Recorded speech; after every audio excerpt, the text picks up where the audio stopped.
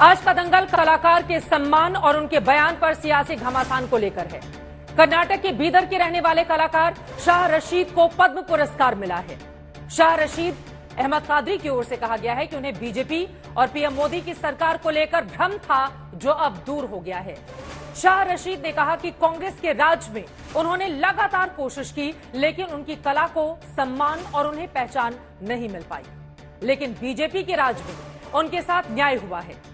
Congress party का इस पर पलटवार सामने आया है। उसने कहा है कि बीजेपी ने जानबूझकर यह बयान दिलवाया है क्योंकि कर्नाटक में होने हैं विधानसभा के चुनाव और इसी वजह से इस वीडियो को जमकर वायरल किया जा रहा है। दोनों ही तरफ से मुसलमानों को रुझाने के अपने अपने दावे किए जा रहे हैं, लेकिन इन सबके बीच कादरी का यह बयान अपने आप में महत्वपूर्ण हो जाता है। सवाल यह है कि क्या मुसलमानों के मन में पीएम मोदी और बीजेपी को लेकर भ्रम है? यह भ्रम किसकी ओर से फैलाया गया है? या फिर मुस्लिम समुदाय बीजेपी से एक जो दूरी महसूस करता है, बार बार एआईएमआईएम या कांग्रेस पार्टी के नेताओं की ओर से जिस तरह के बयान सामने आते हैं उसमें सच्चाई है? कई ऐसे मुद्दे हैं जिसको लेकर दंगल में बड़ी चर्चा हम करने वाले हैं, लेकिन उसके पहले हमारी ये रिपोर्ट देखिए।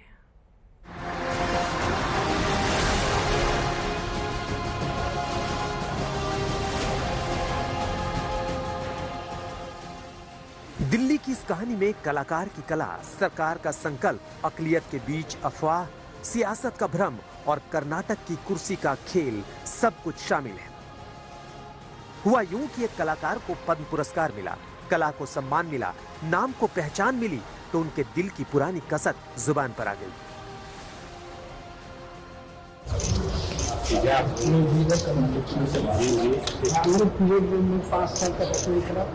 नहीं हुआ। उसके बाद मैं खामोश हो गया कि बीजेपी गवर्नमेंट कहीं ये हमको नहीं देती, मगर आप मेरा ख्याल गलत साबित करके मेरे को चुनिया, उसके लिए बहुत बहुत धन्यवाद। जिस कलाकार ने 12 मुल्कों में हिंद की नुमाइंदगी की हो, वो अपने ही मुल्क में दशकों से गुमनाम रहा था, लेकिन मोदी सरकार में हुए इंसाफ के बाद उस कलाकार के मन में मुल्क के हाल और हुकूमत की नीयत पर डगमगाता यकीन एक बार फिर बुलंद हो चला था। पुरस्कार पाने के बाद जब पीएम अपने देश के पद्म पुरुषों से मिलने लगे तो रशीद कादरी ने पीएम से आमने सामने की मुलाकात में दिल की बात कह डाली। मैं कांग्रेस के पीरियड में मैं 10 साल पहले कोशिश किया था, 5 साल तक करता रहा, उसके बाद मैं खामोश हो गया, क्योंकि बीजेपी गवर्नमेंट आने के बाद मैं एकदम खामोश हो गया, मैं अप्लाई नहीं किया। उसकी वजह यह थी कि बीजेपी मुसलमानों को कुछ नहीं देती, ये समझ के मैं अप्लाई करना छोड़ दिया था। लेकिन आपने मेरा ख्याल को गलत साबित करते हुए मुझको चुन लिया अवार्ड के लिए, मैं आपका धन्यवाद करता हूं, बल्कि ऐसी बात हुई है। न जाने कितना पुराना भ्रम दूर हुआ था। मन के आईने में अफवाह की गर्द से बिगड़ी बीजेपी और प्रधानमंत्री की छवि सरकारी नीयत के सच का सामना करते ही हीरे की तरह चमक उठी थी। प्रधानमंत्री खिलखिला उठे थे। लेकिन एक कलाकार के दिल से निकली सच्ची बात पर सियासी दंगल शुरू हो गया। यूं तो हर मोदी विरोधी परेशान हुआ, लेकिन ज्यादा परेशान कांग्रेस नजर आई। सरकार के ईमान और कलाकार के बयान दोनों पर सवाल उठा दिया। ये बयान देना, ये बयान दिलवाना और उसको सुनियोजित ढंग से प्रचारित करना साबित करता है कि भाजपा ने कहीं न कहीं सुनियोजित ढंग से ये बयान दिलाया। आप कह रहे हैं बयान दिलवाया गया? मुझे तो लगता यही है कि जिस तरीके से सुनियोजित ढंग से बयान दिया गया, तमाम लोग तमाम बातें बोले होंगे, पर चूंकि कर्नाटक का चुनाव होने वाला है, माइनॉरिटी की नजर में रख के इसे मैं मानता हूं कि कहीं न कहीं ये भाजपा ने अपना चुनाव में कुछ इसका लाभ मिले जो मिलने वाला नहीं है, ये भाजपा का दिलवाया हुआ बयान। जहां तक कर्नाटक चुनाव और मुस्लिम वोट का सवाल है, कर्नाटक में मुसलमानों की आबादी करीब 13% है। 19 सीटों पर मुस्लिम वोटर्स की आबादी 30% से भी ज्यादा है। इनमें से करीब 40 सीटों पर ये हार जीत तय करने की क्षमता रखते हैं, जबकि मुस्लिम वोट 70 सीटों के नतीजे पर भी असर डालते हैं। लेकिन कर्नाटक में बीजेपी मुस्लिम कैंडिडेट बनाने से और मुस्लिम बीजेपी को वोट देने से बचते ही रहे हैं। लेकिन इस बार बीजेपी की नजर मुस्लिम वोट पर भी है। वैसे कांग्रेस की माने तो वो बीदरी के कादरी थे। कर्नाटक में चुनाव था, मुस्लिम वोटों का सवाल था, इसलिए सरकारी जुबान बोल गए। लेकिन कांग्रेस की राय के उलट देश के कलाकार तो कुछ और ही कहते हैं। हम एक थे, हम एक हैं, हम एक रहेंगे, अनेकता में एकता का मंत्र कहेंगे, हम एक रहेंगे। तो ये भारत की पहचान है कि हमारे प्रधानमंत्री जी और अमित शाह जी और जितने भी हमारी ये भारत सरकार के मंत्री हैं, मंत्रिमंडल, उसका प्रयास है कि एकता हो और उसमें जो मजा है वो और किसी चीज नहीं। और ये एक दो कलाकारों और मुस्लिम शख्सियतों की बात नहीं है। खबर तो ये भी है कि इसी हफ्ते जब 14 मजहबी संगठनों के 17 मौलाना और मुस्लिम नेता केंद्रीय गृह मंत्री अमित शाह से मुलाकात के बाद अमित शाह से हुई मीटिंग की तारीफों के पुल बांध रहे थे। जितने भी करंट इश्यूज हैं उन सब के बारे में डिटेल में बात हुई है। अब बात की हद तक तो अच्छी बात हुई है। उन्होंने हमसे सब केसेस के बारे में डिटेल मांगी और ये कहा है कि जो भी कार्रवाई हो सकेगी वो 2-3 दिन में करवा करके हम इसको 3 दिन के अंदर अंदर हम करवाएंगे। और कुल मिलाकर के अच्छा कहा जा सकता है इस मुलाकात को बातचीत के लिहाज से। वैसे मोदी सरकार शुरू से सबका साथ, सबका विकास और सबके प्रयास का नारा देती आई है। अब तो पीएम मोदी ने यह भी कह दिया है कि उनकी पार्टी बिल्कुल बजरंगबली की तरह खुद से ऊपर उठकर सोचती है। हनुमान जी सब कुछ कर सकते हैं, सबके लिए करते हैं, लेकिन अपने लिए कुछ नहीं करते। इदम रामाय इदम न मम, यही तो भाजपा की प्रेरणा है। इदम राष्ट्राय इदम न मम। पीएम की माने तो राष्ट्र धर्म का पथ न होता, जनसेवा का संकल्प न होता, सत्ता के लालच का त्याग न होता, तो 2 नेताओं वाली पार्टी 40 साल के अंदर दुनिया की सबसे बड़ी लोकतांत्रिक पार्टी नहीं बन पाती। लेकिन विरोधी दल बीजेपी के इन दावों से इत्तेफाक नहीं रखते। बीजेपी को मुस्लिम विरोधी रंग में रंगने की दशकों से जो कोशिश हुई है वो अब भी जारी है। दिल्ली से आशुतोष मिश्रा और अमित भारद्वाज के साथ आज तक ब्यूरो।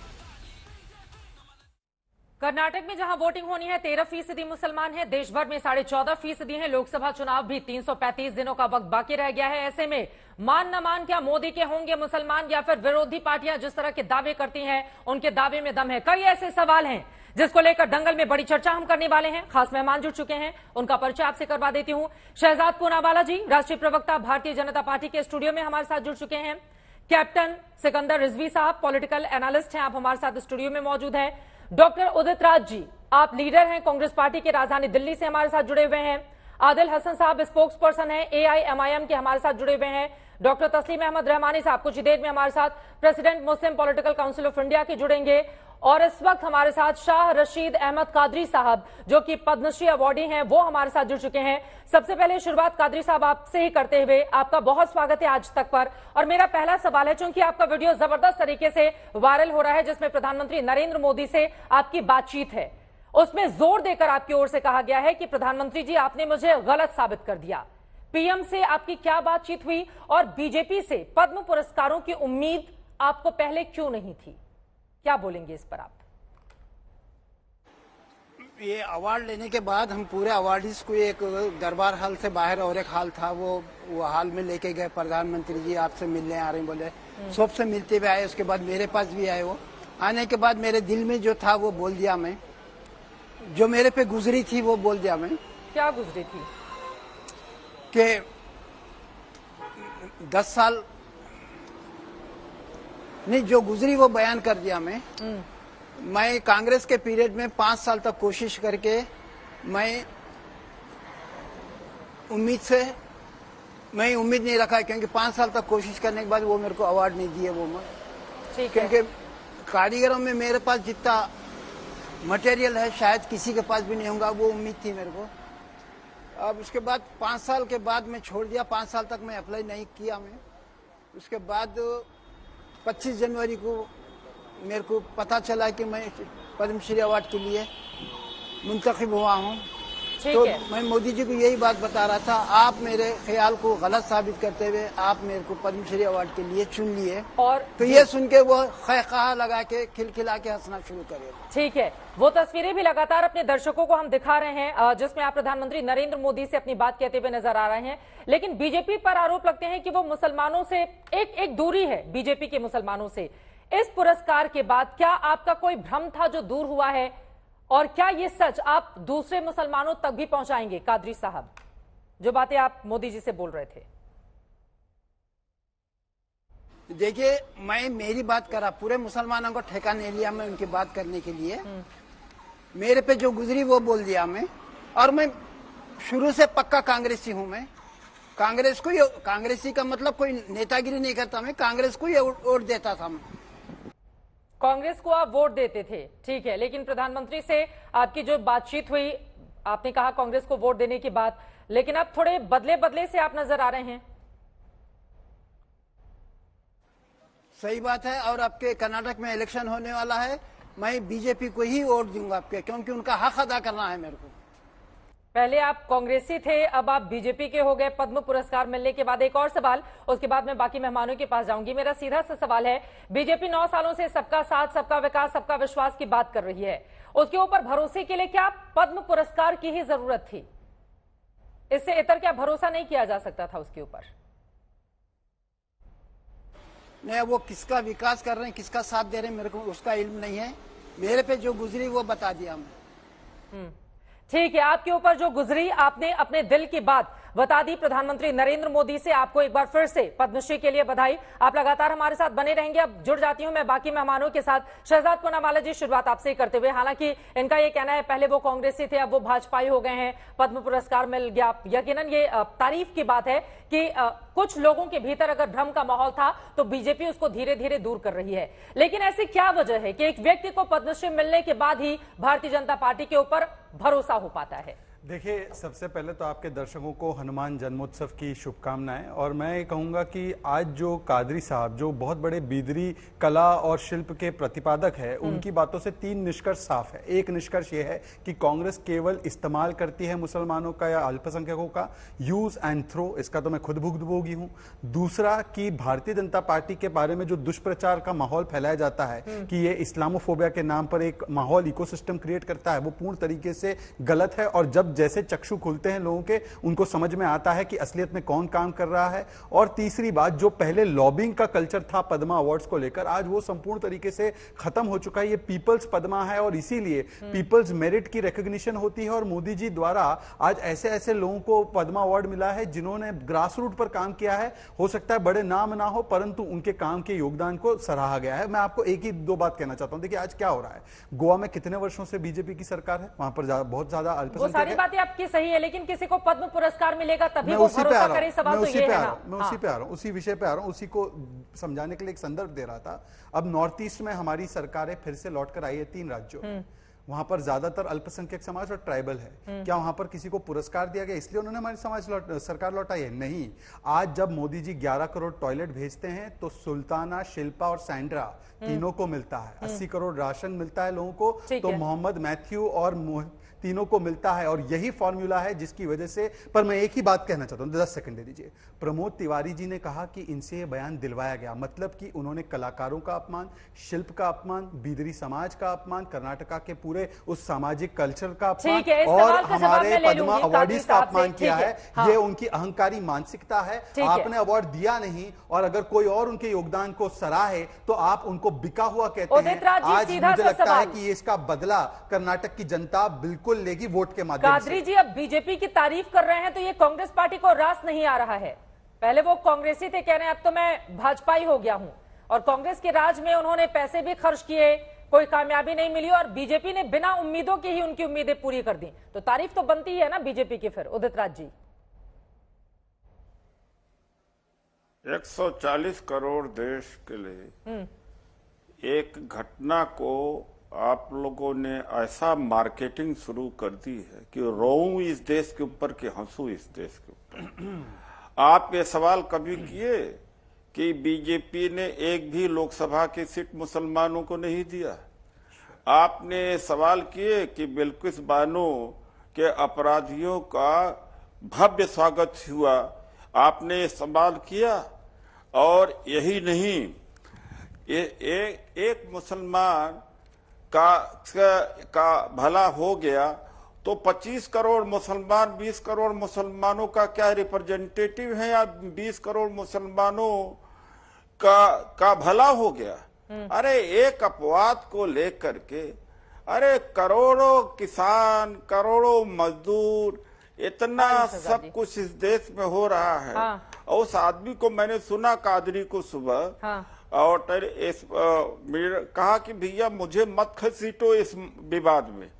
तो आदमी कहता है कि 140 करोड़ में या कांग्रेस की सरकार हो या बीजेपी की सरकार हो, जितने सारे कॉम्पिटेंट है सबको अवार्ड मिल ही जाता है क्या भाई? ठीक है, मैं जवाब ले लेती हूं। क्या मार्केटिंग कर रहे हैं, अवार्ड की भी मार्केटिंग कर दे रहे हैं। लेकिन आप कह रहे हैं तो उदित राज जी, मतलब जाति और धर्म देखकर ही एक विधानसभा 403 में, उत्तर प्रदेश में 403 में एक मुसलमान को नहीं दिया इन्होंने, टिकट नहीं दिया। कैबिनेट मंत्रालय में एक मुसलमान नहीं है। मैं जवाब ले लेती हूँ। आप नाखून काट करके शहीद होना चाहते हैं। नाखून काट करके शहीदी नहीं होती, नाखून काट करके शहीद होना चाहते हैं। शहजाद पूनावाला, आप उन्हें भी शर्म, और ये सवाल तो वाजिब है ना। देखिए आप लोग बिना मतलब ठीक है सर, हो गई आपकी बात, ठीक है, समझ में आ गई आपकी बात उदित राज जी। अरे इस बात का भी तो जवाब दीजिए। जवाब ले लेती हूँ ना शहजाद जी से। जवाब दीजिए, इस बात का जवाब मैं अल्पसंख्यक समाज को बोलने तो दो भाई। अभी तो आप एक मुसलमान को टिकट नहीं दिया, वो पूछ रहे हैं एक मुसलमान को टिकट क्यों नहीं दिया आपने लोकसभा में, विधानसभा में। ठीक है सर, अब सुन लीजिए, जवाब सुन लीजिए उदित जी। मंत्रालय में एक नहीं, अरे एक मुसलमान से 22 करोड़ मुसलमानों का भला करे। ठीक है सर, अब जवाब सुन लेती हूँ। अरे भाई एक मुसलमान की जुबान ही तो सुन लो। और आप ही की पार्टी में था, और जब उस समय आप किस पार्टी में थे और आज वहां पे है जहां पे मैं पहले था। आप सुन लीजिए सर, आपका मैं इज्जत आदर करता हूं। देखिए पहले उन्होंने बिल्किस बानो का विषय उठाया, यही बिल्किस बानो का पूरा माहौल इन्होंने क्रिएट किया। आपको पता है बीजेपी ने गुजरात में 19 मुस्लिम डोमिनेटेड सीट्स में 17 जीती है। तो बताइए किस पे भरोसा किया मुसलमानों ने। दूसरी बात मैं आता हूं टिकट्स के विषय पे, थोड़ा सा मुझे 10 सेकंड दे दीजिए, ये बहुत गंभीर विषय है बताने की। पहली लोकसभा से लेकर 2004 तक की लोकसभा में, जहां पर कांग्रेस का एक छत्र छाया रहा, मुस्लिमों की आबादी 14% है देश में। टिकट जो दिए या लोकसभा के सीट में जीत के आए केवल 5%, उसमें भी पासमानदा मुसलमान केवल 0.8%। मुझे बताइए इन्होंने कौन सा दे दिया। गुजरात की बात करते हैं ना, गुजरात में आज तक कांग्रेस पार्टी ने 10 से ज्यादा सीटें नहीं दी है मुसलमानों को। 95 में दिया था मोदी जी के कई वर्ष पहले आने से, जबकि उनकी आबादी वहां पर 10% है, मतलब 18 सीटें कायदे से देनी चाहिए। तो विनेबिलिटी पर तो आप भी सीटें तय करते हैं। अरे मैं आपको बताता हूँ, अब मुझे बताइए अल्पसंख्यक समाज की जब हम बात करते हैं तो क्या अब मैं अपनी बात कर लूं, बीच में बोलने की क्या आवश्यकता है, एक एक करके बात रख सकते हैं। सुन लेते हैं, वो बोल रहे हैं। देखिए दिक्कत, देखिए हम लोगों ने आज 2 नेशन थ्योरी को रिजेक्ट किया है। क्या मुसलमान का नेतृत्व कोई केवल मुसलमान ही कर सकता है? ये तो सोच इस प्रकार से देश को विभाजन की ओर ले जाने वाली है। सर आप 5 मिनट और बैठिए, उसके बाद जाइएगा उदित राज जी। ये तो ठीक नहीं होगा ना सर, आप आए और अपना भाषण देने के बाद चले गए। सर 5 मिनट दूसरों को भी मेरे ऊपर अन्याय दिखा दीजिए। नहीं वो बैठे रहेंगे 5-7 मिनट। सर ना बैठे रहे वो अप्रासंगिक है। आपसे निवेदन है उदित जी, आपसे निवेदन है, आपने उनको सुना, नहीं ये मनवाने की, अपने सवालों का हमारा भी बोलने का अधिकार है। अपने सवालों का जवाब लेते जाइए। शहजाद बातें तो सही है ना, भाई 40 सेकंड के उस अंतराल में 40 बार मेरा इंटरप्शन हुआ है, एक थॉट मेरा जनता की ओर नहीं जा पा रहा है। मुझे 40 सेकंड तो दे दीजिए। और क्या ये आधिपत्य है कांग्रेस पार्टी का लेगेसी है क्या कि उनको ही 10 मिनट बोलने मिलेगा आज तक पे? ऐसे थोड़ी होता है, सबको बोलने मिलेगा। अब देखिए मैं 2-3 पॉइंट बता रहा हूं। इन्होंने कौन सी कांग्रेस में रहते हुए मुसलमानों को अपनी आबादी के हिसाब से टिकट दे दिए? 5% मिला है उनको सीट, जबकि आबादी 14% है। क्यों नहीं दिया? पासमानदा को तो 0.8% मिला है। इसके उलट आज प्रधानमंत्री मोदी जी की अगर किसान योजना देखिए आप, अगर नल से जल की योजना देखिए, अगर मुद्रा योजना देखिए, हर जगह अल्पसंख्यकों की हिस्सेदारी 30 से 35% है। पहली बात। दूसरी बात मेरा केवल इतना कहना है कि यह सोच विभाजनकारी है कि मुसलमान का प्रतिनिधित्व केवल मुसलमान कर सकता है। और हमारी सरकार में हरदीप पुरी है, वो क्या वो अल्पसंख्यक नहीं है क्या? अगर वो कहते हैं जॉन बारला क्या अल्पसंख्यक नहीं है क्या? सबसे ज्यादा ओबीसी को हमारे कैबिनेट में रिप्रेजेंटेशन मिला है, वो पिछड़ा समाज नहीं है क्या? एस SC ST को सबसे ज्यादा रिप्रेजेंटेटिव मिल रहा है वो पिछड़ा समाज नहीं है क्या? द्रौपदी मुर्मू जी का जो सामाजिक एक उनका एक रहा है अस्तित्व उनका, वो कोई उसको कंसीडर नहीं करेंगे क्या आप? तो केवल आप एक धार्मिक कार्ड पर वोट बैंक खेलते हैं। और आप बताइए आपने क्या किया है मुसलमानों को दंगों के अलावा? हाशिमपुरा, भागलपुर, मीरठ, मलियाना, मुंबई, जलगांव, अहमदाबाद, इसके दंगों के अलावा दिया क्या है आपने? उदित राज जी, सवाल का जवाब आप दीजिएगा, लेकिन कांग्रेस से जुड़ा हुआ सवाल जल्दी से मैं कादरी साहब आपसे लेना चाहूंगी। दरअसल हमने प्रमोद तिवारी को भी सुना स्टोरी जब हमारी चल रही थी। कांग्रेस पार्टी का यह कहना है कि बीजेपी के कहने पर आपने इस तरह का बयान दिया है जो प्रधानमंत्री नरेंद्र मोदी से आपकी बातचीत हो रही है ताकि बीजेपी को कर्नाटक चुनाव में फायदा मिल सके। इसमें कितनी सच्चाई है कादरी जी? ये उनका अपना ख्याल है। ये जो पद्मश्री अवार्ड की जो लिस्ट फाइनल करने के लिए तकरीबन 6 महीने पहले से ही करना पड़ता हुआ, और कर्नाटक में जो इलेक्शन जो डिक्लेयर हुआ ये अभी मार्च या अप्रैल में डिक्लेयर हुआ है। ये तो 6 महीने पहले से कार्रवाई चलती रहती है।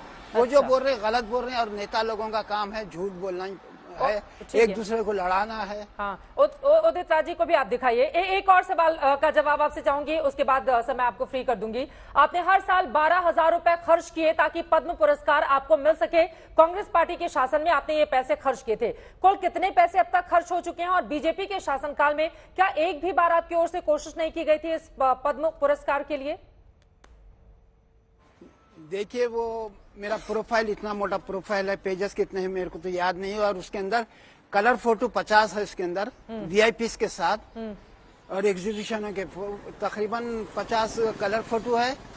और वो उसका उस दौर में कलर फोटो महंगे थे, उसका खर्चा बहुत आता था। पूरा प्रोफाइल बनाने के लिए 12,000 का खर्चा आता था। एक प्रोफाइल नहीं बनाता था बल्कि 3 बनाता था। एक कर्नाटका गवर्नमेंट को देता था, एक डेवलपमेंट कमिश्नर हैंडीक्राफ्ट को देता था, तीसरा होम मिनिस्ट्री को देता था। उसमें 12,000 खर्चा आता था। और 5 साल 12-5 60,000 खर्च करके मैं खामोश हो गया। 60,000 रुपए मेरे को ये अचानक इत्तेला आई कि मैं पद्मश्री के लिए चुना गया हूँ। 60,000 रुपए आपकी ओर से खर्च किए गए थे पद्म पुरस्कार के लिए कांग्रेस। उदित राज जी, अब सांझ को आज क्या? वो कादरी साहब को आप सुन ही रहे हैं। शहजाद पूनावाला से आप नातेफाकी रख सकते हैं, लेकिन एक शख्स ने जिसने लगातार कोशिशें की, उसके हाथ में तो कुछ नहीं आया ना। चित्रा जी, 140 करोड़ के देश में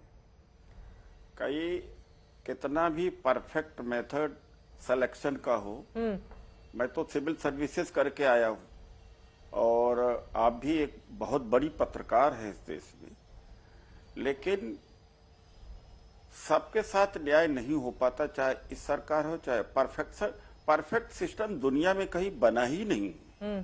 अब उस समय बहुत लोगों ने बड़ा सराहा होगा। मैं एक व्यक्ति को जानता हूं, वो अमेरिका में बहुत बड़े डॉक्टर हैं। हाँ। और पारिक हैं, डॉक्टर पारिक हैं, और उनको अवार्ड मनमोहन सिंह जी ने दिया। और जब मैं उनके यहाँ गया, पार्लियामेंट्री डेलीगेशन में गया न्यू जर्सी में, तो उन्होंने कहा मैं पूरी जिंदगी बीजेपी के लिए काम कर रहा हूँ, आज भी काम कर रहा हूँ, लेकिन बीजेपी से हमें कुछ नहीं मिला। पारिक बहुत बड़ा नाम है, उनके 36 क्लिनिक है वहां पर। तो देखिए, ऐसा है, हो जाता है। तो आपसे ये व्यक्तिगत बातचीत में उन्होंने कह दिया ना, अब आप उनसे मिलने गए थे तो अपना हालचाल बताते हुए उन्होंने कह दिया होगा। अरे आप नहीं, आप पता भी लगा सकती है, आप पता लगा सकते हो। उनका क्रेडेंशियल बहुत बड़ा आदमी है, ठीक है, वो मोदी जी के सबके बड़े करीब है, वो बहुत बड़े आदमी है। और एक बात है, दूसरी बात है कि कहा कि हम धर्म जाति को नहीं देखते, तो धर्म जाति को नहीं देख रहे हैं तो क्यों इस मुद्दे को उछाल रहे हैं? ये क्यों कह रहे हैं, मार्केटिंग कर रहे हैं कि हमने मुसलमान को दे दिया, मुसलमान को दे दिया? ये तो आप ही कर रहे हैं, आप ही अपनी बात को कंट्राडिक्ट कर रहे हैं। मैं क्या करूं? अब बुद्धि को कहूं, किस बुद्धि को कहूं कि हम तो भले मुसलमानों को टिकट नहीं दिया, बीजेपी तो जाति धर्म के हिसाब से देती ही नहीं है। अब क्यों आप इसको ग्लोरीफाई कर रहे हो? ठीक है, मुसलमान को सिंबल बना के कर रहे हो, ठीक है, तो आप अपने आप को कंट्राडिक्ट कर रहे हो कि नहीं कर रहे हो? हाँ, ये मैं कहना चाह रहा हूं। आदिल हसन साहब, मैं आपकी बात फौरन आऊंगी। उदित राज जी ने कुछ बड़ी बातें कही है। सिकंदर रिजवी जी स्टूडियो में बहुत दूर से आए हैं, जल्दी से एक टिप्पणी ले लेती हूँ सर। लेकिन बीजेपी की इस बारे में तारीफ करनी चाहिए ना। देखिए, अगर वोट प्रतिशत की बात करें तो 2014 से 2019 दोनों ही लोकसभा चुनाव को देख ले तो 8 से 10% में ही मुसलमानों का वोट मिलता रहा है। लेकिन अगर किसी की उम्मीदों से इतर जाकर, जिसकी कोई उम्मीद नहीं है बीजेपी अगर उसको झोला भर के दे रही है और इतने बड़े सम्मान से, अब वो बहुत भावुक भी हो जाते हैं बीच बीच में, तो इसका तो स्वागत करना चाहिए ना रिजवी साहब। बिल्कुल आपने ठीक कहा है, और मैं शाह रशीद साहब को मैं बधाई भी देना चाहूँगा। देखिए, उनकी बरसों की तमन्ना थी, बार बार कोशिश करते थे, उनको नहीं चुना गया, ना वो नज़र में आए। पिछली सरकारों में कांग्रेस ने किस तरह से पद्मश्री पद्म विभूषण दिया है सबको पता है। ये तो बंबई वालों को उठा के देते थे जो उनके चाहते थे, पूरी लॉबी होती थी, लॉबिंग करके दिया जाता था। अब कल जो पद्मश्री मिल रहा था आपको नजर आ रहा था किस जगह से लोग आए थे, किस प्रांत से लोग आए थे, किस तरह के लोग थे। उनको कलाकारी से मिल रहा था, किसी को साइंस से मिल रहा था, किसी ने अपनी मतलब कितने लोग तो आपने देखिए व्हील चेयर को कांग्रेस कलाकारी से बांटती थी पद्म सम्मान, वो लॉबिंग पर बांटती थी, पैसा भी खर्च करते थे, इनके करप्शन था, पैसा देके पद्मश्री लिए। मैं तो नाम जानता हूं, वैसे मैं बदनाम हूं ब्लंट बोलने के लिए। अभी जो महाशय बोल रहे थे कांग्रेस में चले गए, बीजेपी में थे, उससे पहले बहुजन समाज पार्टी में थे, उससे पहले इनकी पार्टी थी, जो बहुत संजीदगी से बात कर रहे थे। तो आप तो फायदे के लिए इधर से उधर जाते रहते हैं। एक आपको तो बहाना मिल जाता कि पहले पैसे देकर पद्मश्री लिया जाता था, मोदी सरकार में बदल गया है। बिल्कुल पैसा देकर से ये बातें कह रहे हैं। बिल्कुल बिल्कुल राणा कपूर का किस्सा है, ये सही बोल रहे हैं, पब्लिक डोमेन में है, कौन सा? हाँ बिल्कुल ठीक कह रहे हैं, बिल्कुल है, ऐसी ही है। ठीक है, आदिल हसन साहब इनकी बातों पर जवाब दीजिए। अब तो एमआईएम भी कर्नाटक में अपने भाग्य को आजमाने के लिए उतर रही है, तो अगर बीजेपी अपने मन की बात पहुंचा देती है मुसलमानों तक, तो आप लोगों के लिए दिक्कत हो सकती है वहां पर। मैं 22-23 मिनट के बाद आपने मौका दिया तो उम्मीद है कि आप बोलने मुझे दीजिएगा। बोलिए सर। सबसे पहले बीजेपी से आप पूछिए कि 4% रिजर्वेशन कर्नाटका का क्या है, क्यों हटा दिया? महाराष्ट्र में 5% रिजर्वेशन था, महाराष्ट्र हाईकोर्ट ने दिया, उसको क्यों रोका? कभी प्रधानमंत्री बिल्किस बानो और जकिया जाफरी के यहां भी चले जाए, नासिर जुनैद के राजस्थान में भी चले जाए, काउ विजिलेंटे पे भी बोल दे, मोमा का स्कॉलरशिप बंद हो गया, pre matric post matric scholarship बंद हो गया, झारखंड में लिंचिंग हुआ, इनके मंत्री जयंत कुमार ने माला पहनाया, मदरसा टीचर को उत्तर प्रदेश में जो अटल बिहारी वाजपेयी के वक्त में शुरू हुआ था 5 साल से तनख्वाह नहीं मिली है।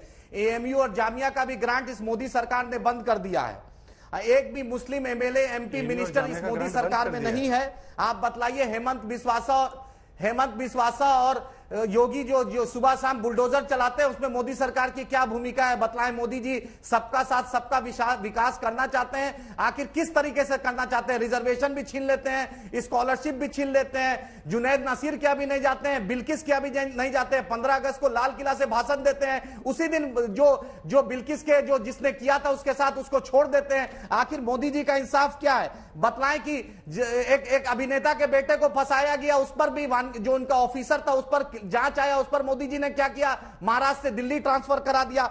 स्कॉलरशिप पे क्या करेंगे? काउ विजिलेंट पे क्या करेंगे? मॉब लिंचिंग पे क्या करेंगे? क्या किसी मुसलमान को मिनिस्टर एमएलए बनाएंगे? स्कॉलरशिप बढ़ाएंगे कि सिर्फ दरबारियों को खुश करेंगे? आखिर एक गवर्नर बनाने से या किसी को पद्म भूषण देने से कुछ नहीं होने वाला है। आखिर मुसलमानों को इंसाफ कब देंगे? मुसलमानों को हिस्सेदारी कब देंगे? स्कॉलरशिप कब देंगे? आप बतलाएं कि वो जो 5 साल से उत्तर प्रदेश के मदरसा में जो पैसा नहीं मिला है वो वाजपेयी जी के वक्त में शुरू हुआ था। मोदी सरकार उसको कब तनख्वाह देगी? उसमें हिंदू मुसलमान दोनों टीचर हैं, ऐसा नहीं कि सिर्फ मुसलमान टीचर हैं, उसमें फिजिक्स भी पढ़ाया जाता है, हिस्ट्री भी पढ़ाया जाता है। उसका पैसा मोदी जी कब देंगे? मोदी जी भाषण बहुत अच्छा देते हैं, टीवी बहुत अच्छा मैनेजमेंट करते हैं, ये बात देश जानता है, लेकिन बतलाएं कि इंसाफ कब कर देंगे? स्कॉलरशिप कब देंगे? और मॉब लिंचिंग पे कब कानून आएगा? कब ऐसा काउ विजिलेंट पे कानून आएगा? कब मोनू मनेसर और जो राजस्थान में घटना घटी, हरियाणा में सरकार ने पैट्रोनेज दिया, उस पर कब बोलेंगे? हेमंत बिस्वासा जो हर दिन बुलडोजर चला रहे हैं उस पर वो कब कार्रवाई करेंगे? हम ये पूछना चाहते हैं। और ये 4% रिजर्वेशन क्यों खत्म कर दिया? और क्या महाराज देवेंद्र फडणवीस सरकार 5% जो हाईकोर्ट वाला है उस पर जवाब देंगे? उन्होंने गिरा दी है। और मुझे 4% मुसलमानों के आरक्षण को खत्म करने से लेकर बुलडोजर चलाने तक जवाब क्योंकि तथ्यात्मक रूप में जवाब देता हूं तो मुझे उम्मीद है कि आप हस्तक्षेप कोई नहीं करेगा। देखिए बिल्कुल 4% रिजर्वेशन हटाया, धार्मिक आधार पर रिजर्वेशन ये गैर संवैधानिक है और उन्हीं को ईडब्ल्यूएस में कोटा मिला है। ईडब्ल्यूएस में उनको पूरा रिजर्वेशन मिलेगा, पर पिछड़ेपन के आधार पर, किसी को धार्मिक आधार पर नहीं मिलेगा। ये संविधान के खिलाफ है। Point number 1। पॉइंट नंबर 2, आपने कहा एएमयू और जामिया की फंडिंग बंद कर दी है। ये इतना बड़ा झूठ आज तक पर बैठकर बोल रहे हैं। मैं आपको आंकड़े बताता हूं। पोस्ट मैट्रिक स्कीम यूपीए 2 के जमाने में नहीं। चित्रा जी ये तरीका नहीं। चित्रा जी मेरे हर बयान में मैं बीजेपी से अकेला हूं, 4 उनके हैं, मैं अपनी बात तथ्यों में रखता हूं, हर बार मेरी बात नहीं। आपका पीसीआर भी कर सकता है इसको। बीजेपी की दरबारी नहीं मैंने एक शब्द नहीं बोला, मैंने 3-4 मिनट बोला। थे वो शांति से सुन रहे थे, प्लीज ये तरीका ठीक नहीं है। नहीं, आपका पीसीआर भी तो सबको मौका दे सकता है। सुनिए आदिल हसन जी, फिर आप बोलिए। बजट घटा है, अब सुन लेते हैं, उनको बोल लेने दीजिए, फिर आप दोनों का बजट झूठ क्यों बोल रहे हैं चैनल पर? अनुशासन का पालन अगर नहीं होगा चित्रा जी, तो मैं इस डिबेट में मैं आंकड़े देना चाहता हूं, मैं जनता के भ्रम को दूर करना चाहता हूं। मैं अपनी आवाज रमजान के महीने में चीख के, अगर आप चाहती है मैं चिल्ला के बोलूं तो आप बता दीजिए। मेरे साथ भी वही न्याय हो जो मैंने उनके साथ किया। इस पर बतलाएं मोदी। आप या तो मौका दे दीजिए या तो मैं अपनी बात नहीं रखूंगा। आप भारतीय जनता पार्टी के बिना ही चला लीजिए। साहब ये तरीका ठीक नहीं है। आप जब बोल रहे थे, एक सेकेंड सर, आप जब बोल रहे थे, अब ये मैं तो यहाँ पर बैठकर तय नहीं करूंगी ना कि उनको क्या बोलना है। अपने शब्द तो मैं उनकी जुबान में डालूंगी नहीं, और उसी तरह से आपके 4 मिनट से इनको चुप कराने में आदिल हसन जी, अगर आप चुप रहेंगे तो ठीक है, वरना मैं आपका ऑडियो म्यूट करा दूंगी। एमयू किशनगंज पे आप चलिए मेरे साथ, आप सिंगल विंडो पे भी ले सकते हैं। आप आदिल जी का ऑडियो म्यूट कीजिए, जल्दी से जवाब दीजिए। तस्लीम अहमद रहमानी भी इंतजार। मुझे उम्मीद है कि उन्होंने 4 मिनट बोला है तो मुझे 2 मिनट मिल जाए। ठीक है, बोलिए। पहली बात, हम धार्मिक आधार पर रिजर्वेशन नहीं देते। ईडब्ल्यूएस में सबको रिजर्वेशन मिलेगा पिछड़ेपन के आधार पे। एएमयू और जामिया की फंडिंग बंद हुई है। इस प्रकार के गलत तथ्यों को इतने बड़े चैनल पर आगे करना, इसका मुझे लगता है कि फैक्ट चेक तुरंत हो जाना चाहिए। इंडिया टुडे फैक्ट चेक के लिए जाना जाता है। तीसरी बात, मैं आपको बताता हूं कि पोस्ट मैट्रिक स्कीम में यूपीए 2 के जमाने में स्टाइपेंड होता था 23,000 रुपए प्रति व्यक्ति, आज एनडीए के जमाने में 26,000 रुपए है। बजट जो था 2013-14 में माइनॉरिटी का बजट 3,511 करोड़, 2022-23 में 5,020 करोड़। मनमोहन सिंह की सरकार में 2.33 करोड़ स्कॉलरशिप दिए गए। मोदी जी की पहली सरकार में 2.37 करोड़ स्कॉलरशिप दिए गए। किसने अन्याय किया है? अब आते हैं तीसरे मुद्दे पर। देखिए, मैं इनसे पूछा चाहता हूं, लिंचिंग की बात करते हैं। जब सबसे बड़े लिंचिंग में कांग्रेस पार्टी जिम्मेदार रही 2004 से 14 तक, आप लोग क्यों उनके साथ में थे?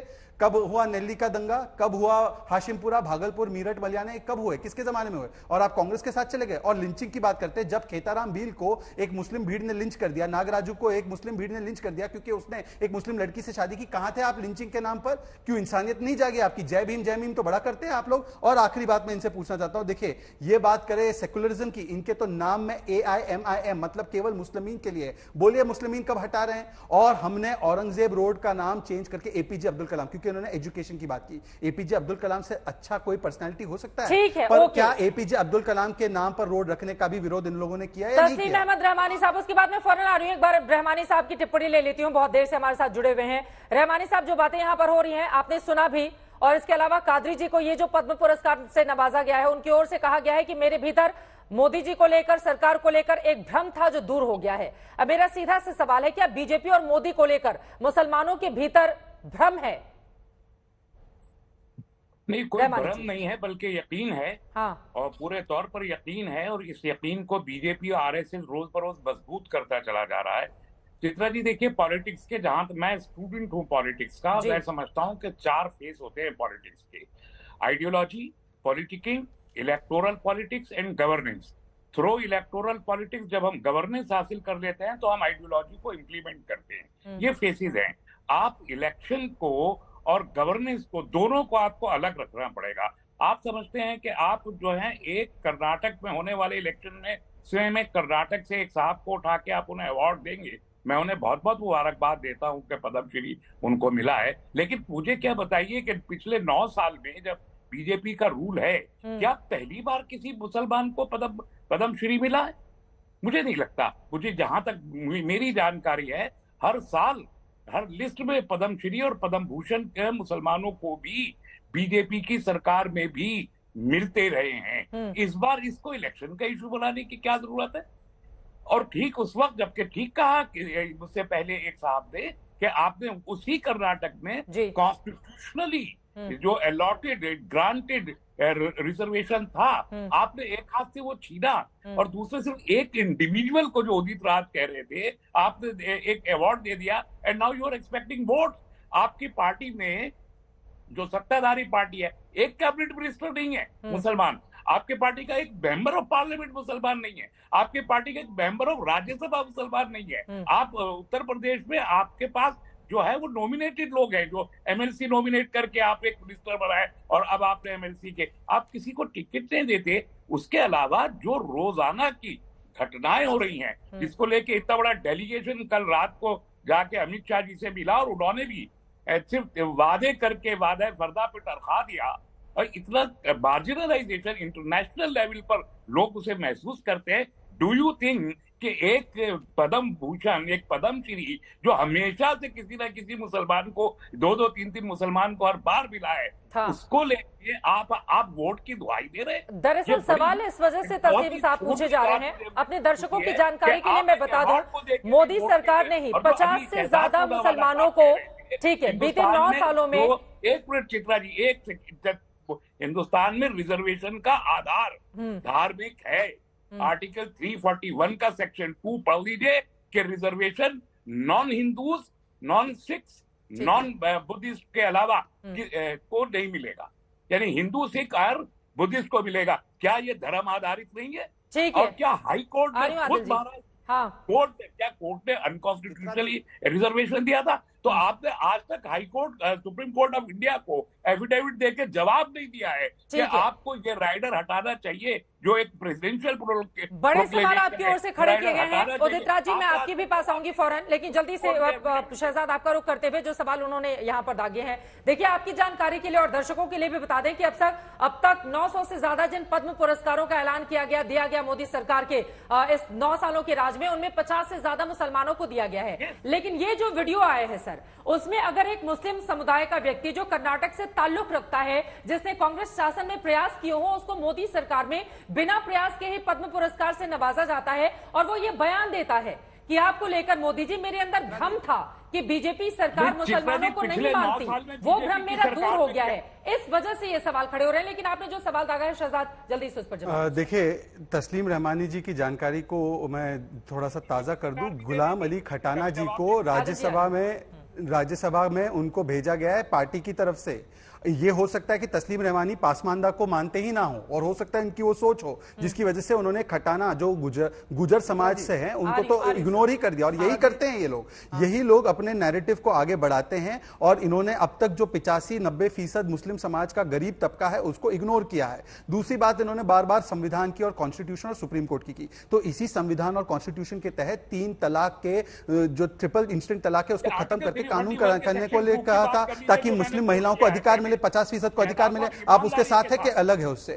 यूसीसी की भी बात इसी संविधान में, आप यूसीसी के साथ है जो महिला सशक्तिकरण का हथियार है, या उसके खिलाफ है? बताइए आप। आपकी दृष्टि में केवल कुछ कट्टरपंथी ही एक पूरे मुस्लिम समाज को आप मान लेते हैं कि अगर याकूब को फांसी हो जाती है तो मुस्लिम समाज खतरे में, अगर अफजल को फांसी हो जाती है तो मुस्लिम समाज खतरे में। औरंगजेब की कब्र पर जाकर सिजदा करना है, परंतु एपीजे अब्दुल कलाम, उस्ताद बिस्मिल्लाह खान, वीर अब्दुल हामिद, इन लोगों को कभी इन्होंने याद किया है? कभी इन सेक्युलरिज्म के सुरमाओं ने कभी जाकर इन महान विभूतियों को याद करने का काम किया? नहीं करेंगे, क्योंकि उनके पूरे एनालिसिस में केवल औरंगजेब और केवल अफजल गुरु ही वोट बैंक की राजनीति के लिए वो इस्तेमाल करते हैं, और इसी तरीके से मुसलमानों को भड़काने का काम किया जाता है। शहजाद साहब को छोड़ूंगा नहीं, आप मेरे सवाल का जवाब दीजिए। अरे अभी तो दिया। गुलाम अली खटाना कौन है बताइए? आपकी एक तो आवाज यहाँ पे स्टूडियो में आ नहीं रही है, तो मैं कैसे जवाब दूं? पर आप स्टूडियो में उनकी आवाज दीजिए। जब दोनों लोग साथ में बोलेंगे तो समझ में भी नहीं आएगा कि कौन क्या बोल रहा है। जल्दी से सर बोलिए, सर बोलिए, रहमानी जी बोलिए सर। मैं ये अर्ज कर रहा था कि मैंने ये कहा कि रिजर्वेशन धर्म आधारित है। ये विडंबना है देश की कि सेकुलर कॉन्स्टिट्यूशन में जो रिजर्वेशन का आधार है प्योरली धर्म आधारित है। 341 आर्टिकल 341 का सेक्शन 2 मैंने कोट किया। वकील हैं शहजाद पूनावाला साहब, आप बताइए कि धर्म आधारित है कि नहीं?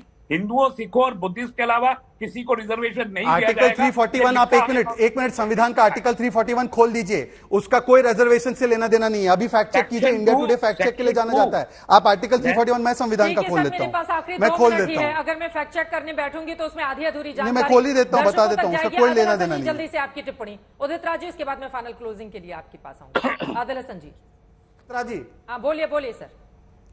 चित्रा जी, आप पूछिए अलीगढ़ मुस्लिम यूनिवर्सिटी किशनगंज को आज तक क्यों नहीं मोदी सरकार ने 9 साल में 1 रुपया भी दिया? और एएमयू और जामिया का जो ग्रांट केंद्र सरकार से मिलता था, दोनों ग्रांट कम हुआ है। पिछले साल के बनिस्बत इस बार 40% माइनॉरिटी बजट घटा है। प्री मैट्रिक स्कॉलरशिप इन्होंने बंद किया है, मौलाना आजाद स्कॉलरशिप बंद किया है, मोमा का स्कॉलरशिप इन्होंने बंद किया है। इन्होंने जो देना चाहिए वो नहीं दिया है। ये आप पता कर लीजिए, अलीगढ़ मुस्लिम यूनिवर्सिटी किशनगंज को 1 रुपया केंद्र सरकार पिछले 9 साल में नहीं दी है। और जो मदरसा के लिए जो अटल बिहारी वाजपेयी जी के वक्त में शुरू हुआ था, आज तक इन्होंने उसमें 1 रुपया 2017 से नहीं दिया है तनख्वाह टीचरों को। आप क्रॉस चेक भी कर सकती है अपने टीम के साथ। आखिर बतलाएं कि किशनगंज जो सीमांचल इतना पिछड़ा इलाका है, उस एएमयू किशनगंज से इनको क्या दिक्कत है, क्या जलन है, क्या हसद है, क्या बैर है जो 1 रुपया आज तक मोदी जी नहीं देते। ये सबका साथ सबका विकास कैसे हो जाता है? 5% महाराष्ट्र का रिजर्वेशन चले जाते हैं आरजेडी में। आप लोगों ने क्यों इस मुद्दे को बीजेपी के समक्ष जोर शोर से क्यों नहीं उठाया था? और उदित राज जी जल्दी से क्लोजिंग कमेंट के बाद उदित राज जी, दूरी कम होगी बीजेपी के मुसलमानों से, या लग रहा है कि वो 10% के आसपास ही रह जाएगा, कांग्रेस बाजी मार ले जाएगी? नहीं, देखिए चित्रा जी, इतना भी भोला भाला समाज नहीं है। आप नाखून काट करके शहीद होना चाहते हैं, यह संभव नहीं है। गर्दन काटना और बाल से मोहब्बत करने वाली बात है। अभी शहजाद पूना जी बात कर रहे थे तो मैंने गूगल करके देखा, वो इसी भी मैंने सुना था। एक ग्राफ है जिसमें जेएनयू का, एएमयू का, बीएचयू का, जेएमआई का कंपैरिजन है।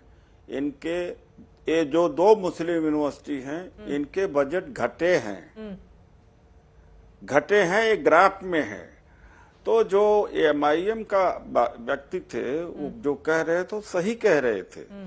और एक बात है कि इस देश की जो सबसे सब्सटेंशियल इंस्टीट्यूशन है, पॉलिटिकल इंस्टीट्यूशन है, पार्लियामेंट है, वहां तो एक टिकट इन्होंने दिया ही नहीं। क्लोजिंग कमेंट, दूरी घटेगी, बनी रहेगी, क्या होगा बीजेपी के साथ? देखिए, ये जितने लीडर हैं और जितने ये रीजनल पॉलिटिकल पार्टीज हैं और जितने ये रोज के दल बदलने वाले लीडर बोल रहे हैं, उदित राज जी ने पता नहीं 4 बार तो दल बदला है। इन्होंने सबसे बड़ा नुकसान मुसलमानों का किया और दलितों का किया। दलितों के मसीहा बनते हैं, दलितों के लिए उन्होंने कुछ भी नहीं किया। कोई इनके पास अपने प्रोग्राम नहीं है।